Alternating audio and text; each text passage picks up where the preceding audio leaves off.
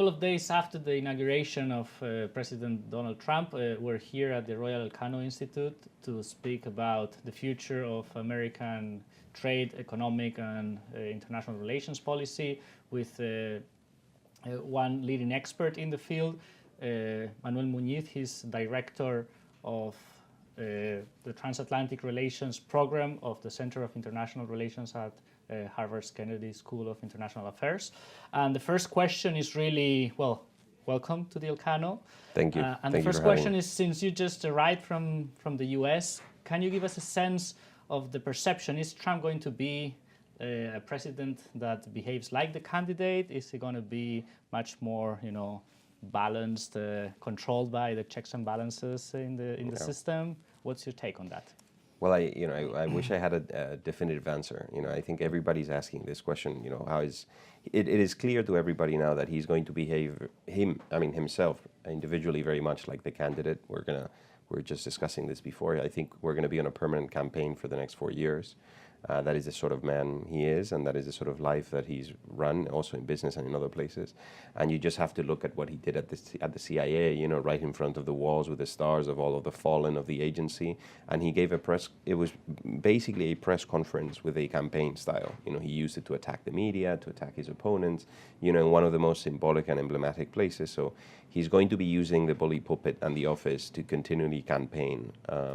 In terms of the atmosphere, there are two options here. There are two takes. One is, let's see what he does. The cabinet seems okay. There are good appointments in there, including Rex Tillerson, by the way, who I think is probably going to do a decent job. At least he's had a very successful career, so it's not. I don't think that's as scandalous as some people have portrayed that. I think Mattis is very good. So there's some people in the team that are very good, and the hearings for confirmation are have been very reasonable and positive. But then you have, of course, the take that he's going to be very corrosive and erosive for the institutions.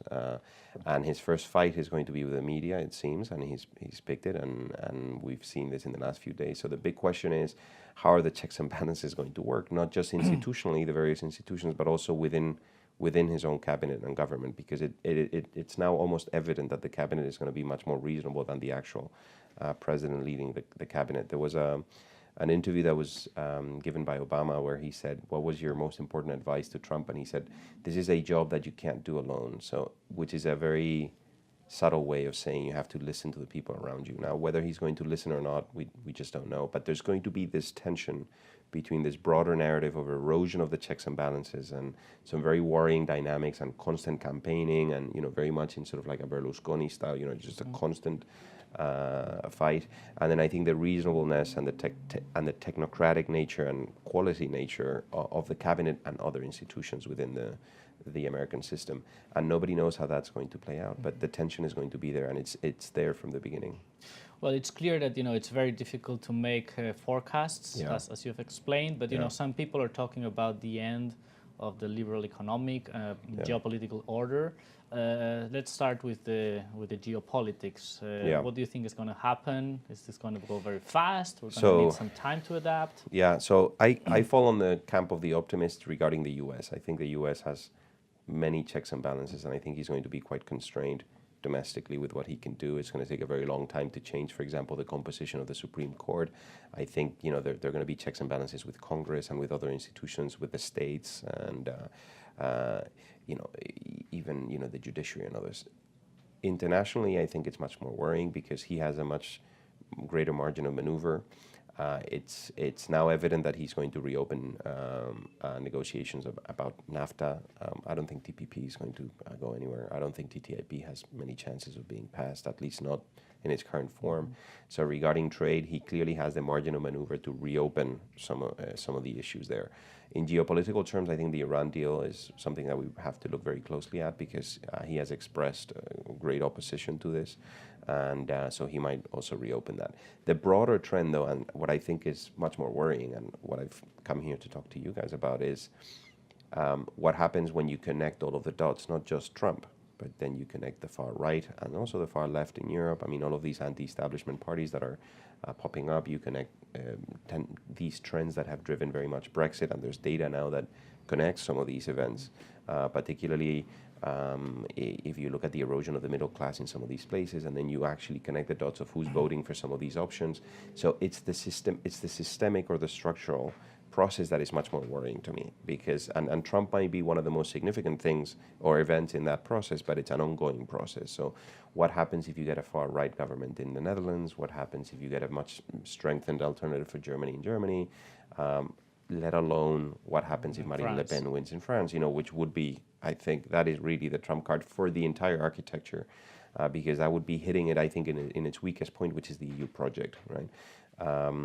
If you connect all of these dots, then and you look at what's happened in the last, I don't know, 18 to 24 months, you see that the trend is extremely worrying. We still need a couple of more pieces in the domino to fall. But if they do fall, and it seems that the trends are pushing us in that direction, then we could really be entering a very anti-liberal era, where international trade is going to be questioned, the EU is going to be questioned, regional governance is going to be questioned, cosmopolitanism is going to be questioned, porous borders are going to be questioned. I mean, the whole architecture, to some extent, international law, and you see these commonalities across these movements, right? So that, in my mind, is what really worries me. If I had to say to you what is the most worrying issue right now, I would say it's Europe. So domestically, Trump, I think he's quite limited in what he can do. He's going to undo some things. In Europe, I think he can have a huge impact in weakening the project. And finally, a brief comment on the economy. He's promised to raise growth to 4%. Tax cuts can be expansionary on the short run, like the infrastructure program could be. Do you see that as being feasible, benefiting his own voters, or just being, a Reaganomics kind of thing that, increases the trade deficit, increases inflation, and brings problems down the road with debt? Well, I think he might get away with it in the first mandate. So if I had to make a bet right now, and you probably, this is something you shouldn't do, but I think he might get away with a successful first mandate, because he has the fiscal margin and he has the political geometry to get most of these things through, if not in their entirety, or at least as they were planned during the campaign or promised, both the tax cuts and the investments in infrastructure and a few other things. So I think he's going to increase aggregate demand through various channels, mostly through debt. I think he's going to fuel debt. In that sense, I think it's going to be very much like Bush Jr. Mandate, in the sense that the stock of debt by the end of his mandate is going to be, I think, much greater than it is right now in the U.S.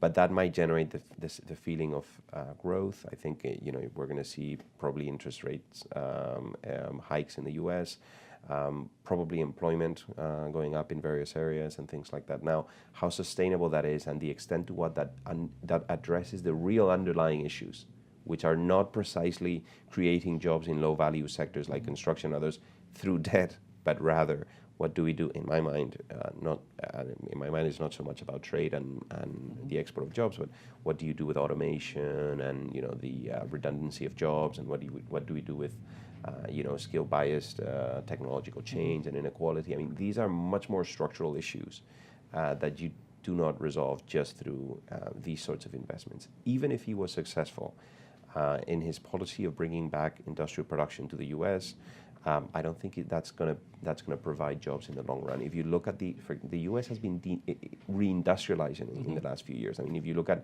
industrial output in the U.S., it has been increasing consistently for the past 10 years. What has not increased is industrial jobs. If they're automating production, industrial production in China, how can he expect to bring back industrial production and jobs in the U.S.? So the answer is perhaps in the short run, in a very unhealthy fashion, through debt, he might bring back growth and jobs. In the long run, I don't think he's going to be addressing the underlying issues. So the big question is, again, and we go back to the longer trends, what comes after Trump?